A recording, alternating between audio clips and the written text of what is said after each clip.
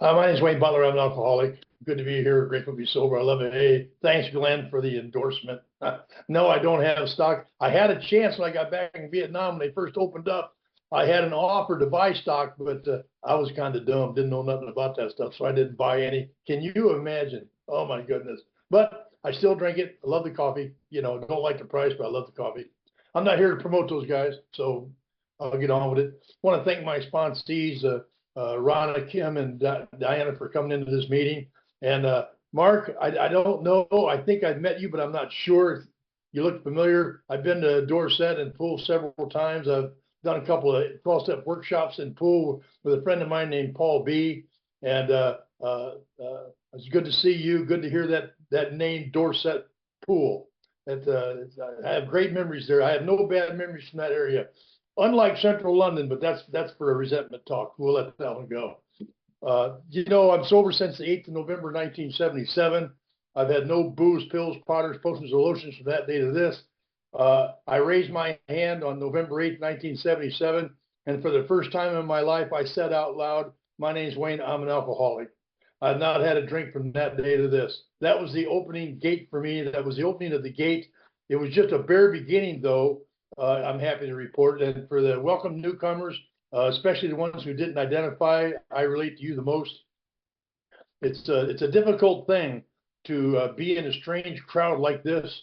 The thing that comes to mind is we are people who normally would not mix, and I encourage you not to let that dissuade you from trying to find your way among us, because you're surely welcome. We want the best for you. We want you to stay sober. Hopefully you want to stay sober as much as we want you to, because that's what's going to be the motivator, I think, eventually. Right now, it's probably desperation, because that was my initial motivator. I wouldn't have hung out with these people to save my life if I wasn't desperate.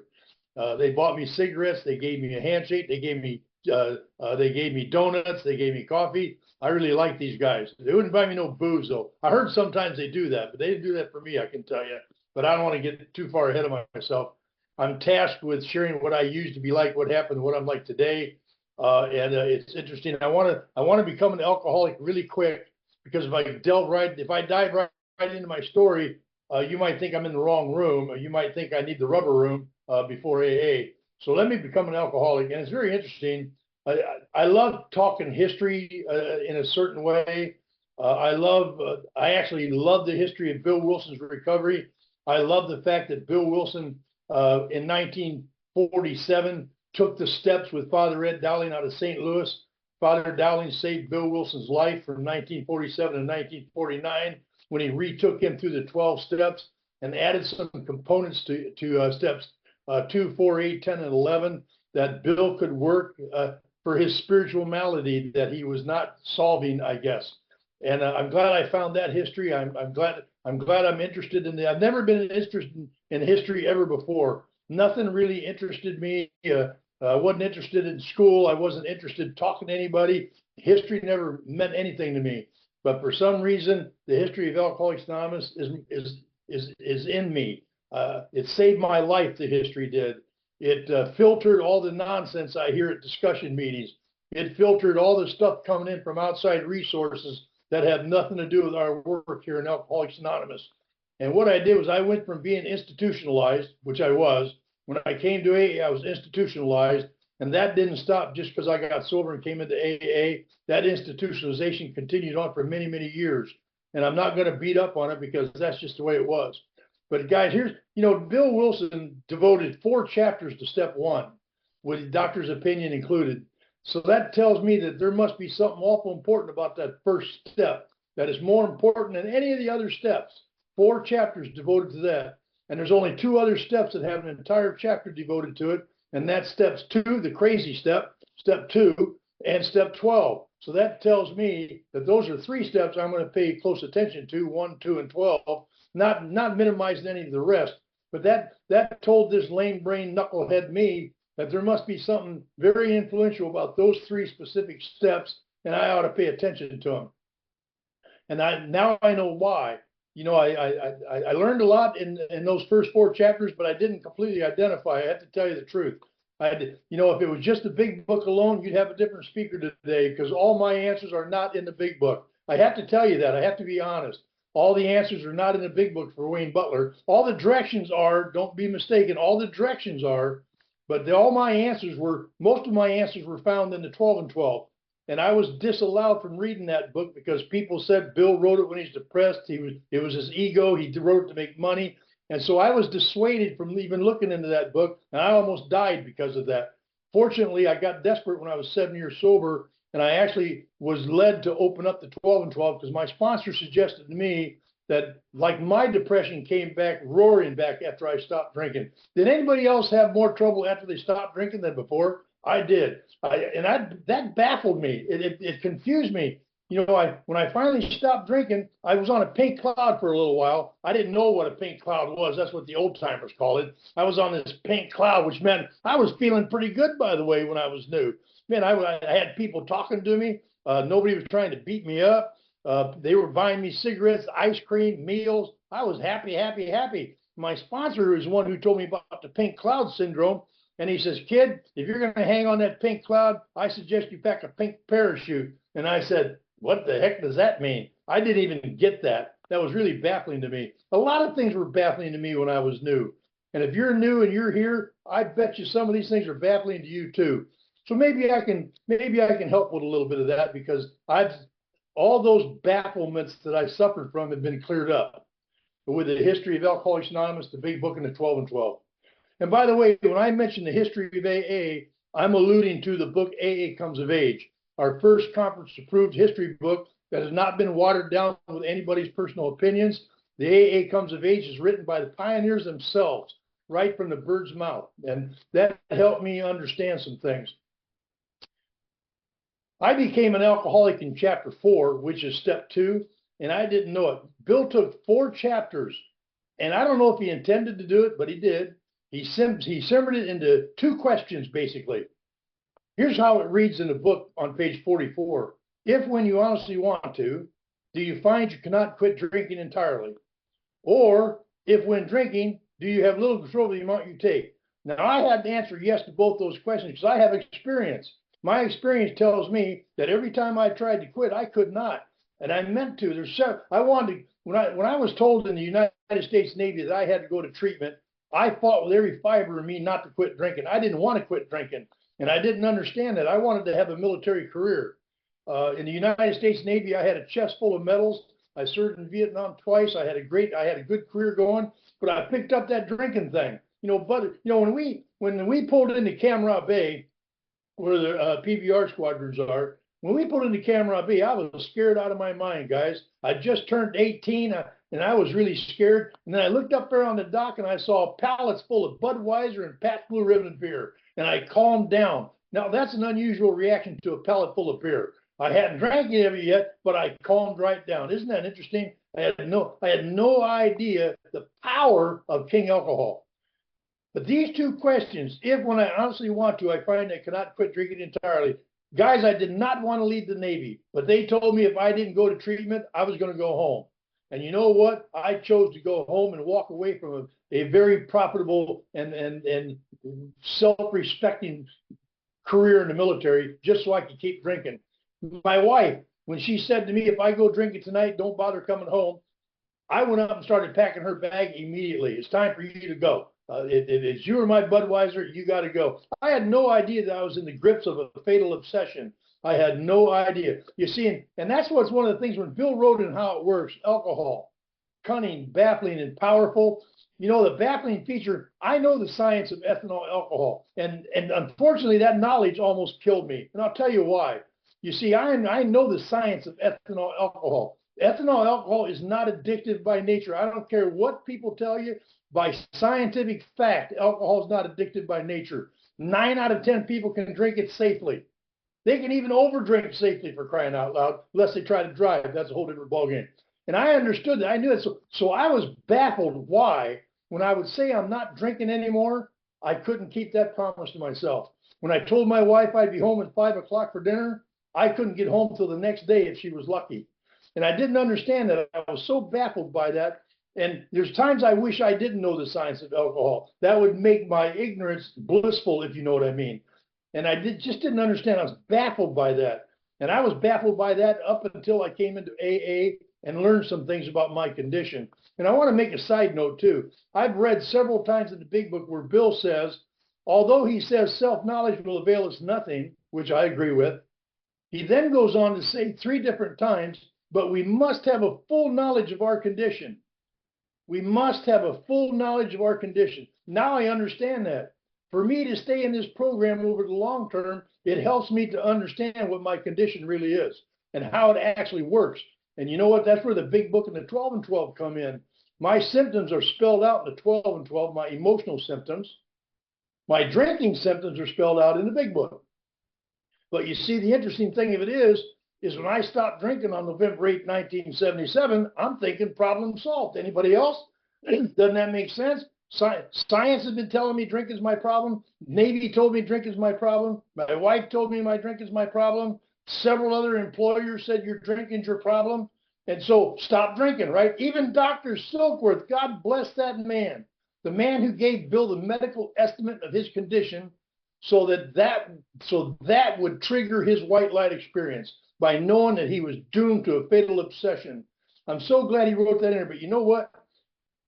When he finishes with his opinion, Dr. Silkworth says this: we, the men and women of science and medicine, the only relief we have to suggest is don't drink. That's all they've got. Don't drink, entire abstinence. And then he says some form of moral psychology is needed, but he didn't go into that because I don't believe he understood it yet. You see, once I stopped drinking, some people, Bill said 50% of us, they stopped drinking, they return to normal just like Dr. Bob did, and they're fine for the rest of their life as long as they don't pick up that first drink.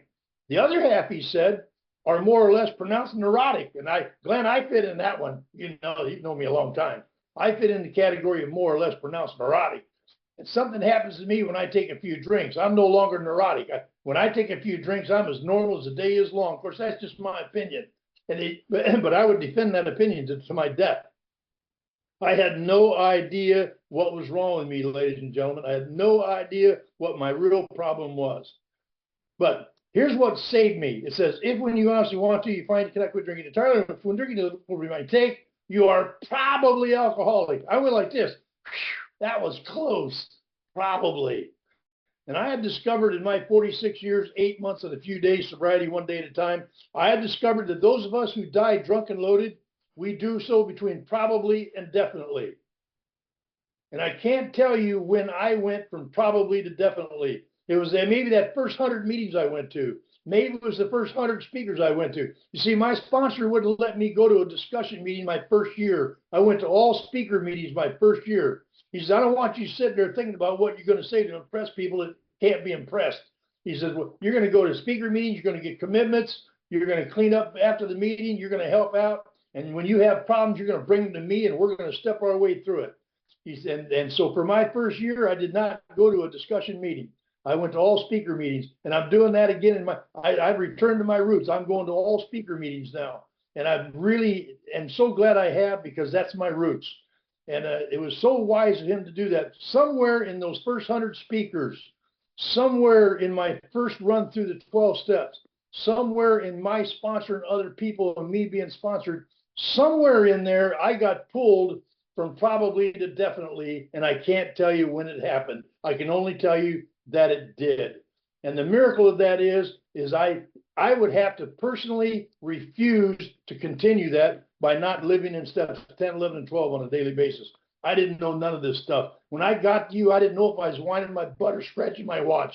I just had no clue what was going on with the Wayne B.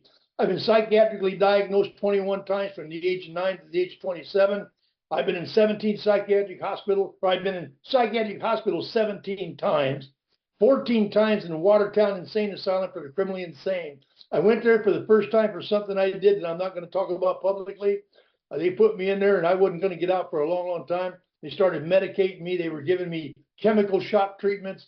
I don't want to go too far into that. You might think I'm crazy instead of alcoholic.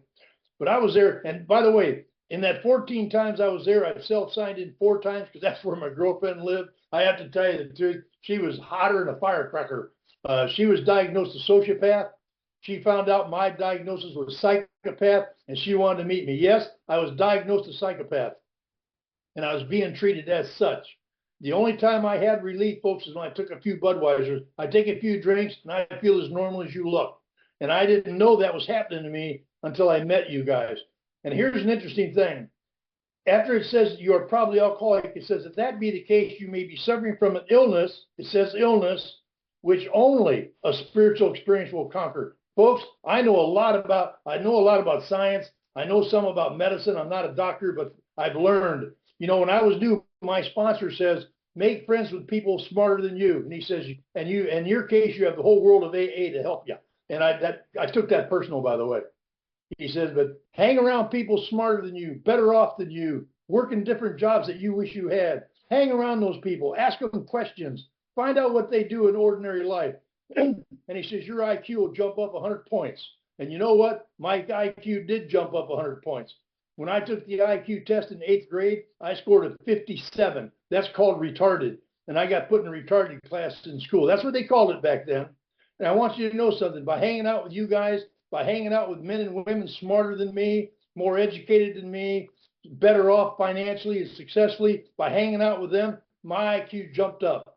And you know what? He was 100% right. And I'm not saying that I didn't hang out with people at my level, but I did. But I focused all my attention on people smarter than me and better off than me. And you know what? These men and women of Alcoholics Anonymous raised me and brought me out of that god-awful institutionalization I lived in, and allowed me to walk the streets of the United States of America, a free man, and to go to other countries. Like Glenn said, I get the privilege of traveling a lot, and I've seen places that I only dreamt of at one time. I've been to places, met people that I can't even speak their language. I'm walking around with an interpreter, for crying out loud. And I'm not a tourist of sorts. I'm not a tourist. Just point me to a Starbucks. That's all where's my hotel, and is it close to Starbucks? I know I'm obsessed with it, but that's just the way it is. And you know, what makes me alcoholic is so simple. When I want to quit, I can't. And once I take a drink, I can't control it and enjoy it. That's what makes me alcoholic. But I didn't know about this alcoholism thing, and I want to talk about that. I don't often do that, but I want to talk about it this morning. You know, this ism thing, I didn't understand it. You know, like I said, I've been diagnosed so many things. I am absolutely convinced I'm insane. I'm absolutely convinced I'm a psychopath. I've got symptoms to prove that diagnosis. I'm not safe around people. I'm not safe around your kids. I was a terrible human being when I came to Alcoholics Anonymous and done some terrible things. And I didn't think there was redemption for me, and I didn't believe there was forgiveness for me, and I was never going to tell another human being the things I did. And I want you to know something, or the things that happened to me. And I want you to tell you something. The power and the miracle of steps 4 and 5 cannot be quantified, I don't believe. The quantification process is when we walk the streets free, men and women. I believe that's the quantification process of what's the convincing testimony of Alcoholics Anonymous, is when people like me and you get to walk the streets free of the bondage of self, to live with free will and align that with God's will to the best of my human ability. I could not do that of my own power back in the day. And I'm so grateful that you taught me that this powerlessness I have over alcohol cannot be solved by just stopping drinking. Some people it seems to, but in my case it didn't. And when I stopped drinking, my mind and my emotions got worse, folks. I quit taking all the medication. I was on 9 different medications when I got sober. I quit. I'm not recommending anybody do that. It was very unsafe. But I knew if I didn't stop, I wasn't going to stay sober. Plus, I didn't believe in all those diagnoses anyway. But I'm not a doctor, so what am I supposed to believe? So I took whatever they put into my mouth. It worked for a little while, then it would quit working. And oh my God, I just didn't know what to do. So when I stopped drinking, I stopped all that nonsense. And I got worse. I had people in AA telling me to get my butt back on that medication. I don't like people playing doctor in AA. I don't like people telling people don't take medicine or go take it. We're not doctors. We're not supposed to give advice either way. And they were telling me to go get medicated again, that I was going to kill myself or other people. And I'm not mad at them, because I understand they were diagnosing me by my behavior. But you know what? That's not our job in AA. That's not my job in AA, and it's not your job in AA. And you know what? I listened to that. And at 7 years of sobriety, I almost went back on medication. Because of what I was told in the AA by members around the tables, I went and saw a psychiatrist, and I got diagnosed bipolar manic depressive with a chemical imbalance. And they gave me pills to take.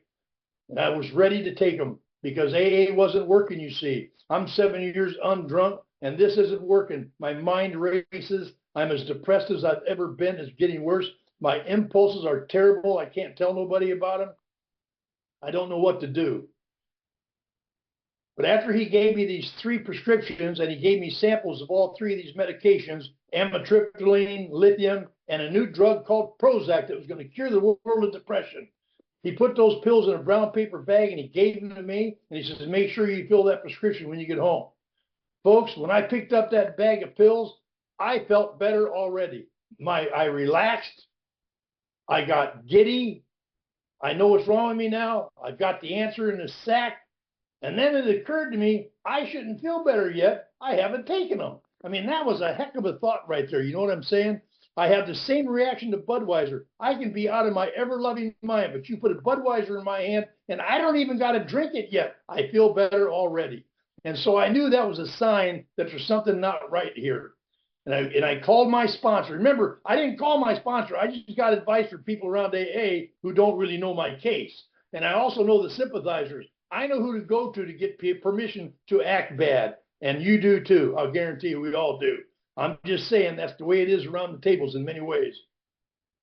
And so when I went and met with my sponsor, here's what he said. Bipolar, schmipolar, I don't know what you are. I'm not a doctor. But I've known you for 12 years now, 7 years sober and 5 years going to AA, not being an alcoholic. And he says, I don't know what you are. He says, but I know there's something strange about you. He said, but you remind me a lot of that Bill W. guy. And he said this to me that shook me to my core. He said, I'm a lot like that Dr. Bob guy. Ever since I stopped drinking and hanging out with AAs, I've been okay mentally, emotionally. It's just like I came to normal after I got sober. And I stay on with AA because I have to be reminded that I cannot stay sober safely without help. And then the other half, the part that pronounced, he says to me, he says, you're a lot like that Bill W. character. So you're a lot like him. You've gotten worse in your sobriety. You're doing everything you can do. You do everything I tell you to do, and you're worse. I don't understand it. He says, I know you're alcoholic, but I don't understand it. And that's when he sent me on a history quest. He says, I want you to go dig up everything you can find on Bill Wilson's recovery, because I heard that he got over his depression completely and that it never returned. Folks, that's not what I've been hearing around the tables where I'm from. People were saying Bill was depressed his whole sobriety, that Bill never got over it, that Bill did, all kinds of rumors and gossip flying around the rooms. And I believed it because I didn't have any reason not to. When Barney said, I believe he recovered completely, and you should go find out about that. You know what, folks? I got to tell you, open-mindedness, honesty, and willingness, the 3 key ingredients of this program, was on me at that time. And what he said to me was, go find out. He even told me to quit my job, Glenn. He said, you got money in the bank. Go do a research. Go find out what Bill Wilson did to get better. And folks, I did. I don't have time to tell you that story, but I want to tell you I did. I did exactly that. I went to the archives in New York. I went to Vermont. I went to Stepping Stones. I went to California and traced Bill's path in St. Louis, where he became friends with Father Ed Dowling.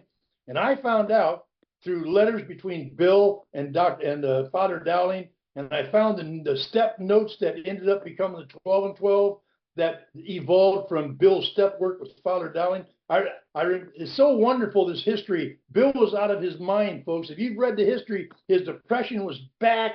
He was feeling separate, different, alone in AA, just like I felt before I took my first drink. And he's in trouble. His sponsor's drunk. His sponsor's drunk. You know, Ebby's drunk. Roland's drunk. Matter of fact, half of the original authors in the Big Book died drunk. I don't know if you know that or not, but in the first edition Big Book that was published with all those stories in the back, half of them died drunk. And that was news to me. I didn't know that. But you see, this guy named Father Ed Dowling, a little Jesuit out of St. Louis, he understood some things that we didn't know yet. And so when Bill was at his most desperate in 1946, Father Dowling, who'd become his friend, I don't know how many of you know this history, but Father Ed Dowling is a Jesuit out of St. Louis, crippled with that rheumatoid arthritis. He's crippled with it, walks with a cane, can hardly walk. It's all in his knees and his back. But he got a hold of the Big Book in 1941, and he had to meet the man that wrote that book because he knew, being an academic Jesuit as he is, or was, he knew he had to meet the man who wrote that book, because he knew he had to be divinely inspired to write that book. So he had to meet this Bill Wilson guy.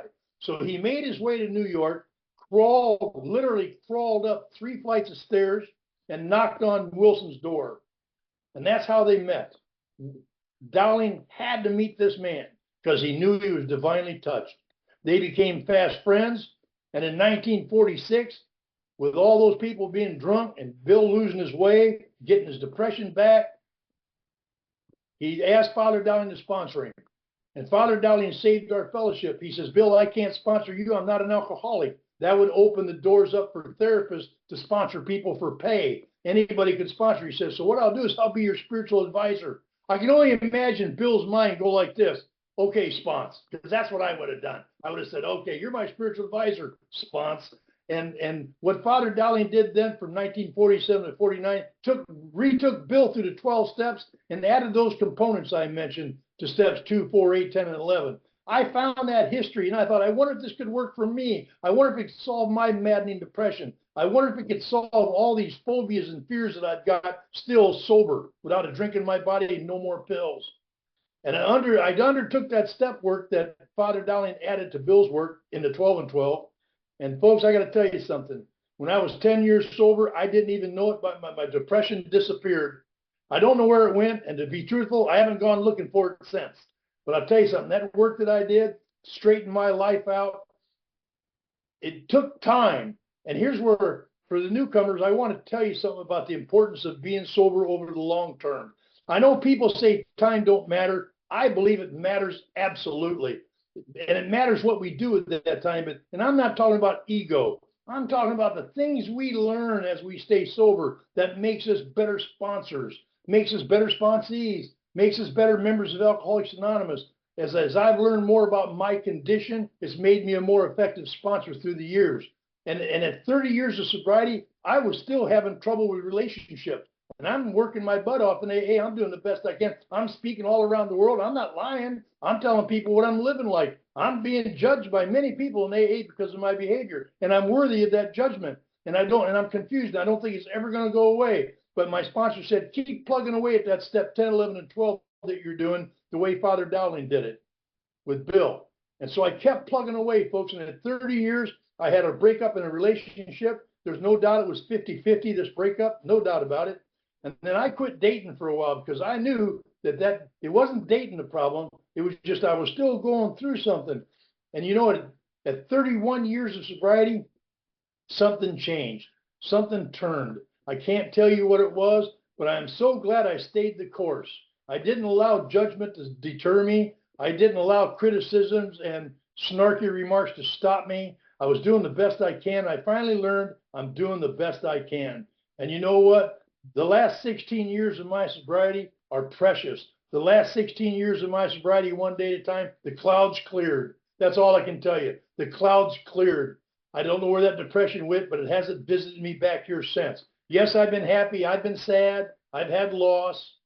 My sponsees have had losses. And I actually, where I used to never feel no pain for no other human beings, that psychopathy I lived in was an accurate diagnosis. I had no compassion. I felt bad not for any other human being and what their circumstances were. And then I was watching a movie and a tear came into my eye. And I said this to myself, what the hell is that? Because I've never experienced a tear in my eye. I've never experienced it until I'm watching the movie Apocalypse Now. And something in that movie sparked a tear in my eye. I called my sponsor and I said, what the hell is this? I'm crying over a stupid movie. He says, sounds like you've joined the human race. How about that? And it's like it took 31 years of constant work in AA for that to take place. Some people, it doesn't take as long as that by far. A lot of people, it's quicker. But for me, that's what it took to uncover, discover, and discard all that stood in the way of me and you and me and God. And that's the long-term story of my life in AA. You know, I look back over some snapshots, if you will. I have many snapshots. Man, I have friends around this world. And it's like, I think about the countries I've been to and a lot of the experiences I've had that shaped my manhood. that took me from a kid that was retarded, that graduated high school with the retarded class. They didn't start calling it special ed till 1969, and all the mockery that goes with that, and all the brutal bullying that goes with that. You see, when I took my first drink, I wasn't scared of you guys no more. I wasn't scared of the bullies. As a matter of fact, Stanley Steamer, who used to beat me up twice a week whether I needed it or not, he was chasing me across the schoolyard, going to beat me up again. And he chased me across the baseball field. And folks, I'm a church-going little Christian boy that loves God and Jesus, and I turned the other cheek. And that's what made me prey to bullies. I just kept turning the other cheek, turn the other cheek. Let them beat up on me. Let them do those things, because I thought that's what God wanted me to do. By the way, that's why sponsors are important. They'll help us straighten out what we think is God's will and what it's not. And all I know is I tripped over a baseball bat that was left behind. Folks, that bat flew up right into my hand. And all I know is I swung it as hard as my little body could swing it, and I caught Stanley right in the face. And I tell you what, I learned a valuable lesson that day. I learned nobody's ever going to bully me again as long as I lived. And a series of violence took hold of me. I'm not blaming, I'm just reporting facts. I had no way to control that or to stop that, because it was like it was part of my DNA now. And I thought violence is the answer. And you know what? From that point on, my violence grew and grew and grew. And I became a deplorable human being. I had no kind thoughts about my own children, and I thought that I was God's demon seed. I really did. And I didn't think there was any redemption for me. My sponsor told me in AA, when we're doing the deal, anything is possible. Anything is possible with God in AA. And I'm fortunate that it didn't just get singled out to God for me, because you see, God didn't work for me when I was out on the street, so to speak. I prayed. Folks, how many of you prayed to God that you stop drinking and you keep drinking? So how can it be all about God? How can it be all, I prayed so much, please God, don't let me go drink tonight. And I would find myself drinking. So I didn't understand it when people said God keeps me sober. I didn't understand that. God never kept me sober. Bully for you. He keeps you sober. God never kept me sober. I got drunk all the time with God. I didn't understand this illness. I didn't understand the dynamics of it. And I'm so glad that I did, because I'm so glad I've learned. I'm so glad that I paid attention, that I allowed the old timers, the elders, to share their experience with me, and then go find out my own experience. I wasn't controlled. I wasn't told what I couldn't do. I was told there's a lot of you damn well betters in AA, but I was never told I can't do this or I can't do that. That would have been a futile battle if you'd have tried to get me to conform to your way of thinking. And what he did was he allowed me to conform to the AA way of thinking. And so I get to sit here amongst my own peers, with my own kind, knowing that I'm in the right room at the right time in my life. I'm present right here, right now. There's a lot going on in my life. I've got a lot of health issues going on right now. I had a stroke this year. I developed AFib in my heart. I just found out I've got an aneurysm in my aorta, and they're going to have to crack me open here pretty soon. I just found all that out this past year, and you know what? I haven't let up on my service in AA. I have not stopped my commitments. I'm still going strong in Alcoholics Anonymous. I'm no longer institutionalized. You know, when you're institutionalized like I was, you don't work. You go to 3 meetings a week, 3 meetings a day, and you're trying to find a way to scrape by a living. And that's what I did for many years in AA. I was so obsessed with AA, with this recovery program. Had people in AA trying to break me of that, but thank God they didn't, because you can't be done with it until you're done. And what my sponsor did was he says, if you're going to do it, then here's what you're going to do. And he suggested having a commitment at every meeting I go to, help the old timers out, and he meant the old people too. Like when it snowed, guess who got to shovel their walks and their driveways? Because I was a young, healthy, strapping young guy back then. And my duty when it snowed was to go to 8 different houses and shovel the driveway and the sidewalk for some senior members of AA. I did it grudgingly, folks. I did not want to do it. But you know what? I went and did it. And you know what? That behavior that was contrary to my mind kept me sober and gave me an attitude of gratitude that I never had before. And I wouldn't have done it for anybody else except William Barney Barnett. That guy had me. I knew he loved me. I didn't know that emotion feelings-wise. I knew it intellectually. I knew he cared more about me than I cared about me. I would have done anything for that man. And by the way, when he passed away on April 17th, 2002, my heart broke. My heart shattered. I was in Nashville, Tennessee. getting ready to go into a prison with Tom Ivester. We were doing a men's retreat there called Usual Suspects. And I got the phone call from my best friend as we were getting ready to go into prison. And my best friend, TJ, told me, are you with friends? And I knew exactly what that meant. And I said, I am. He says, Barney just died. And I went straight to the ground. I never knew a human being could feel that kind of pain that I felt when I got word that Barney died. I just crumpled to the deck. And Scott Lee picked me up off the ground. They got a hold of Tom. He was at another prison. And Tom came over to the prison I was going into. And he became my sponsor that day. That day that my sponsor died, I didn't want to be without a sponsor, folks, because I've been taught that it's not safe for an alcoholic of my type to be without a sponsor. No, I'm not manic. No, I'm not faultily dependent on my sponsor. I've got a right relationship with all four of my sponsors that I've had. My four sponsors were William Barney Barnett, Clancy I, Tom I, and now Tommy Marr out of Florida. And I've had good tutorship. I've had good tutelage in AA. I've had sponsors that are dedicated to AA, and they wanted the same from me. I think I was blessed with that, ladies and gentlemen. I was blessed with people that were positive AAers, and they didn't want to run my life. They wanted to offer me a life. And you know what? That happened. AA gave me a life to live free of the confines of my mind. And I want to take my last, what have I got, 10 minutes left, Glenn? 10, okay. I want to tell you some things I learned about the steps that if you're new, this might help you. I found out there's Chuck C. When I was 17 days sober, the venerable Chuck C. said to me, kid, get busy with the steps. He says the first 9 steps are the dying steps. The last 3 steps are the living steps. So get on to the business of living, dying, so you can get on to the business of living. I thought he was telling me to commit suicide. I didn't know what he was talking about. He says, so get on to the business of dying. He meant die to my old self. That's what he meant. Die to my old self.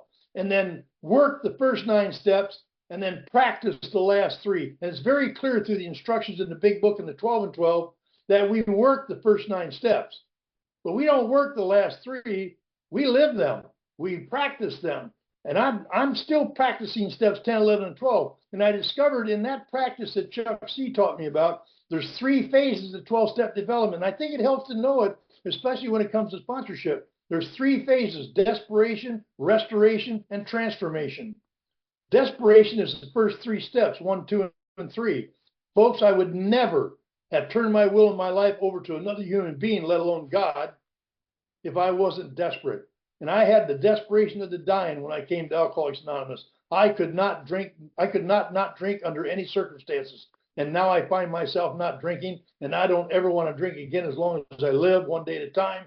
And so I was desperate. And so I took steps 1, 2, and 3 desperate. And it's interesting. My sponsor was deep about it. We didn't just go through step 1, 2, and 3 in a 1-hour session. What he did was he wanted to make sure, just like Bill, he wanted to make sure I understood step 1. There's 4 chapters devoted to step 1. That's how important it is.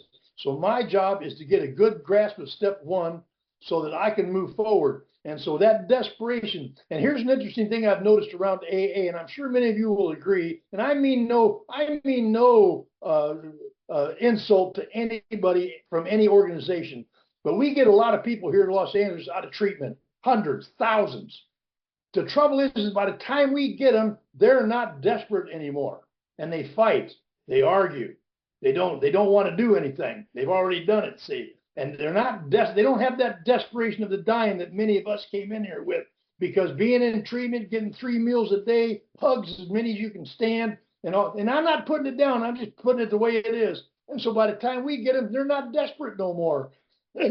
So by laying into step 1 the way my sponsor did, brings that desperation back. If they're really alcoholic, that brings the desperation back, that solid first step. And then finding how crazy I was in step 2 manifested more to desperation. So I was willing to take step 3. That's the desperation phase. Phase 2, we all know about in the promises. If you have been painstaking about this phase of your development, steps 4 through 9, the critical nature of that I had to learn from Chuck C. I didn't know the critical nature of steps 4 through 9. The restoration phase, about being restored to sanity. And there's a duality, Chuck taught me. There's a duality to step 2. There's a duality in steps 4 through 9. And here's the duality. Number one, restored to sanity where alcohol is concerned. It says we have recovered from a hopeless state of mind. We have from a seemingly hopeless state of mind and body where alcohol is concerned. And I have been restored to sanity, ladies and gentlemen, because I'm here knowing that under no circumstances, in no way will I ever be able to drink alcohol safely. And that's a key word that Dr. Silkworth used. I'm so grateful he put that word in there, safely. And you see, I can't drink safely, and I know it.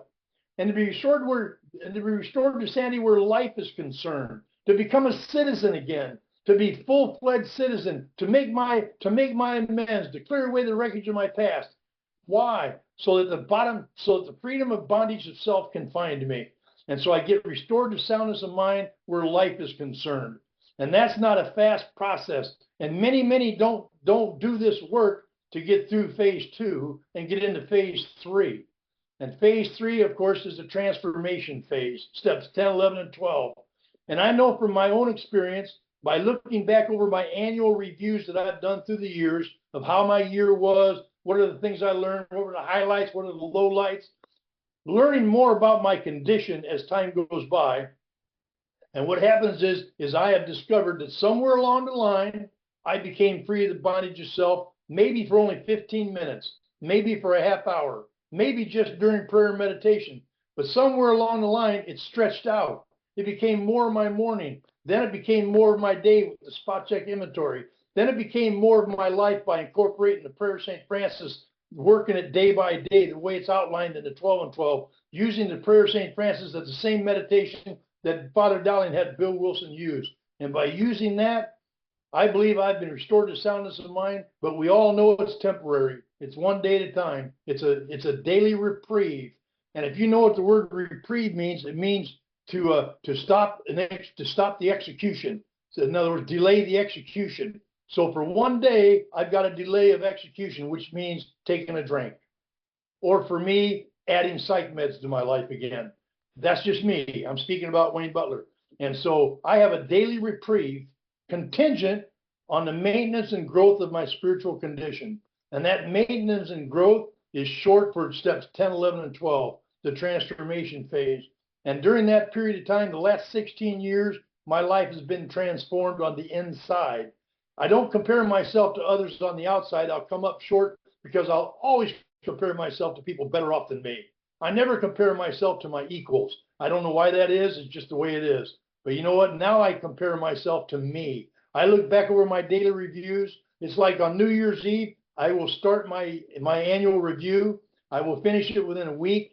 And what I will do is I will then get one of my review books out from 10 years ago, and I'll look at what my year was like that year and what my year, given all the health issues I've had this year's been better than my last year, emotionally, mentally, and spiritually. It's a manifestation of selflessness that led me to that. And I'm not a person who likes to be selfless. I want you to know that. I like to hear my name. Anybody else? I like to hear people say, Wayne, I love it. And I know you do too, so don't try to hide from it. We all love to hear it. And it's sort of like Cheers on steroids. That's what AA is like. And look how much attention we pay to newcomers. We even tell them they're the most important person in the room, but you and I both know that's not true. If I'm in the room, I'm the most important person in the room. You can have a close second.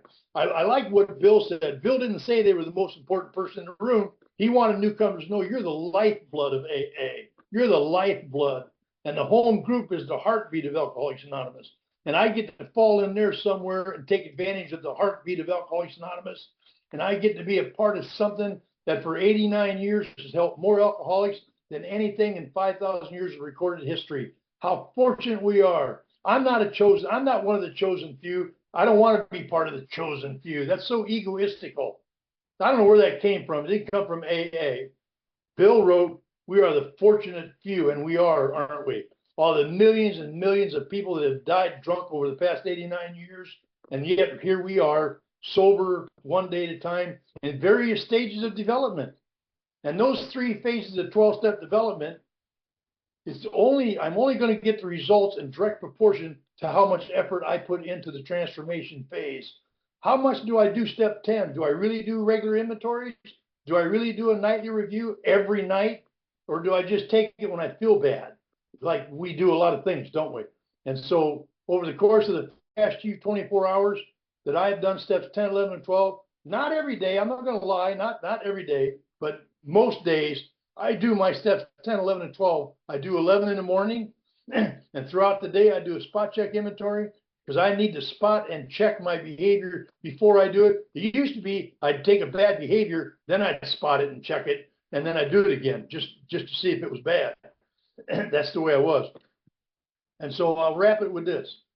And now I live in steps 10, 11, and 12, the transformation phase. I have been restored to sanity where alcohol and life is concerned, but it's only a daily reprieve. And so I'm no longer institutionalized in AA.